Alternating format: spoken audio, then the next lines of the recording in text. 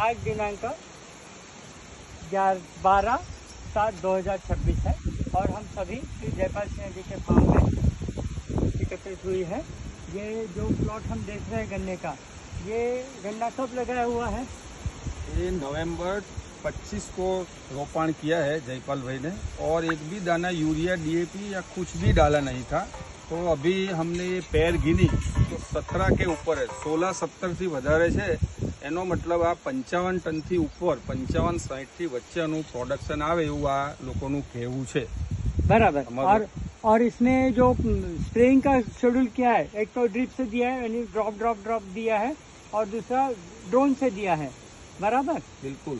तो इसमें हम ये कह सकेंगे कि हमारी गन्ना जो लगा था तो नवंबर आखिरी हफ्ते 2025 में लगा था, पर अभी और हमारी ट्रीटमेंट जो है 2026 को फरवरी एंडिंग में शुरू हुई, यानी नवंबर, दिसंबर, जनवरी, फरवरी यानी 4 महीने लेट शुरू हुई।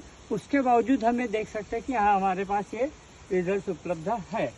बिल्कुल। आपको मैंने बताओ जणावता आनंद थाय छे कि जो पहलेथी कर्युं होत तो कदाच 70 टन ऊपर पर पहोंचाय एवुं टार्गेट हतुं। एटले हवे नवा वर्षे पाछा मेहनत करीशुं ने जे कंईक आ डिले थयुं छे ए नहीं करीए। अने बधाने मारो आग्रहभरी विनंती छे कि मुलाकात लो अने अमारो आ खेतरनो जे काम करे छे जसुभाई एने पूछशो तो पण कहेशे कि आ खेतरमां कंई ज नाख्युं नथी। एटले शुगर माटे पण बहु फायदाकारक छे।